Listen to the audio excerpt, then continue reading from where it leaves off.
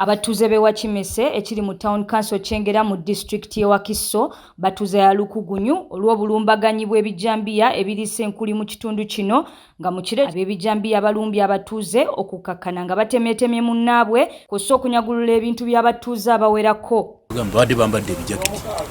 Ekizibu nnyo okumanya nti abadde bambadde ebijaketi ba myaka bwegiti. Ayinza okugamba bavubuka naye nga ate bantu bakulu. Kumi baffe poliisi ebeera nabo. Era osi waffe mwebaza nti obudde bwonna abadde nafunga ab'akakiiko okulabika ng'okulaki. Poliisi yaffe ey'emawugulu baagijjawo. Poliisi eri maya. Nga twekume wamu kubenga buli omu wamu. Abamu ku balumbiddwa abazigu bano bategeezezza nti babalumbye ku ssanga 10 ng'obudde busaasaana olwo ne batandika okubatemaatema nga bwe twogerera bali mu kutya okutalojjeka.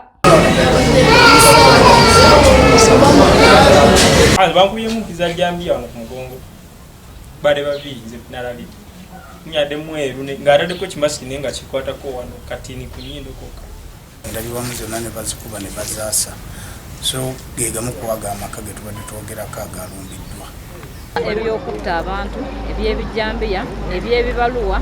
Bino we bijjidde nga kawungeezi k'olunaku lw'eggulo ab'ebyokwerinda nga bakulembeddwamu omuduumizi wa poliisi mu Kampala n'emiriraano Stephen Tanui ng'alimu RPC Charles Nsaba bakubye olukiiko lw'ebyokwerinda e Buddo olwagendereddwamu okunyweza ebyokwerinda mu kitundu ng'Afande Tanui yaweze nti bakutandikirawo okulawuna ekitundu era n'asuubiza okuzzaawo police post ezaggalwa.